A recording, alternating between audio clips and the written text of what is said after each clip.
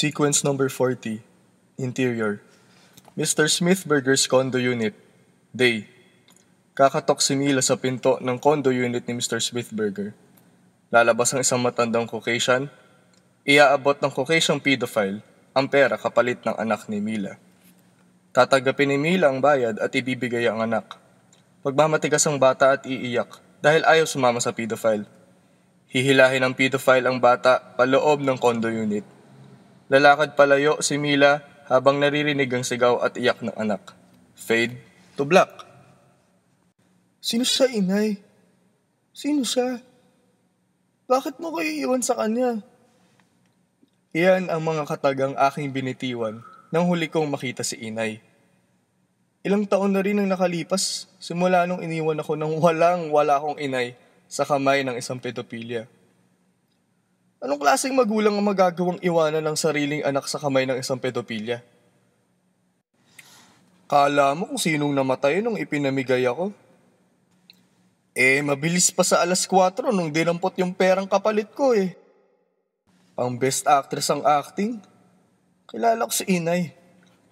May 3 paraan niya ng pag-iyak. Ang una ay yung tinatawag kong elevator acting. Ito yung iyak ng nanay ko pag di masyado mabigat yung nangyari. Parang ganito. Diyos ko, patawarin mo ako. Ang anak ko. Parang elevator lang. Taas, baba.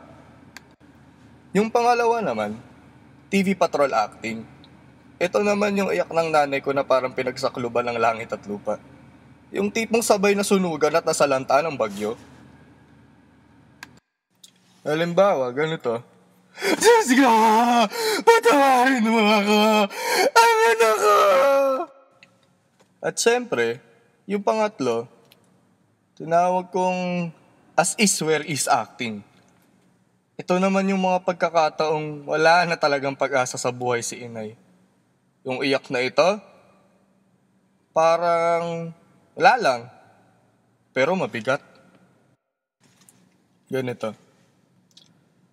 Diyos ko, patawarin mo ako. Ang anak ko.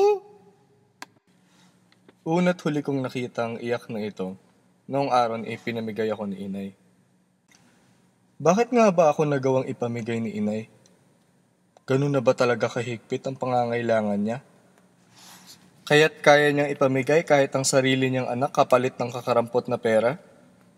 Sa bagay, wala kaming kinakain nun kung hindi isang paketeng noodles na paghahatian pa sa aming 7 magkakapatid. Sabaw na malabnaw, maputla at matabang pa. Pero para sa akin, lagyan na lang tubig at asin. Solved na! Bakit nga ba kami mahirap? Tamad nga ba si inay kaya hindi umaasenso ang buhay namin? Sabi ni ma'am, nasagot na daw ito ni Dr. Jose Rizal. Hindi naman daw talaga tamad ang mga Pilipino. Kasama na dyan si inay. Maari daw dahilan kung bakit sinasabing may katamaran ang mga Pilipino ay dahil sa tropical na klima. Sa ganitong klima, mas mabagal ang pagtatrabaho ng katawan. Nakitang sanhi din daw ayon kay Gato Jose Rizal ang naging kultura ng mga Pilipino matapos masakop ng mga Kastila. Dahil inaabuso lang ng mga mananakop ang mga Pilipino, minabuti na lang ng mga Pilipinong hindi magtrabaho para sa ikayayaman ng mga mananakop. At ang pangunahing kadahilanan daw kung bakit hindi umaasenso ang mga Pilipino noon, sabi ni ma'am, ay dahil sa mga bulok na patakaran ng mga Kastila. Isa lang masasabi ko sa mga patakaran ng mga Kastila. Basura! Basura! Kung ganun, hindi naman pala talaga tamad si inay. Siguro sa panahon ngayon, may problema pa rin sa sistema ng lipunan, kaya hindi kami umaasenso sa buhay, at nagawa akong ipamigay ni inay. Ipagpalagay na nating ang mga mayayaman ngayon ang mga mananakop, at ang mahihirap ang mga Pilipinong nasakop noon. Hindi hahayaan ng mga mayayaman ang mahihirap na umangat ang pamumuhay dahil sa ganang kayamanan sa itaas. Kung ganun, ang problema pala sa lipunan ngayon ay wala sa mahihirap. Kung hindi, nasa mayayamang sakim sa kayamanan. Tang ina naman! Talo ko pa lumusong sa septic tank sa dumi ng naranasan ko ah. Kayo kaya, Mga putang inang mayayaman ng pamanyak sa pedopilya. Mga walang puso, aanhin pa ang karunungan at kayamanan kung hindi ka naman makakatulong sa lipunan. Mismo nga ako naranasan ko ang pang-aalipusta ng dayuhan. Mula noon hanggang ngayon, alipin pa rin ang mga Pilipino sa sarili nilang bansa. Makalipas ang ilang taong pagbaboy at pag-abuso sa mura kong katawan, nakatsyempo akong umiinom ng, ano ba yun? Espresso ba yun?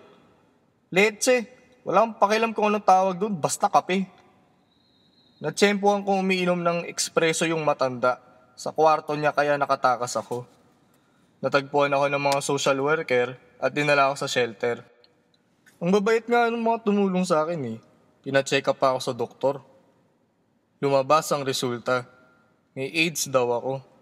Punyetang matanda yan. Di pa nakontento. Hinawaan pa ako ng AIDS.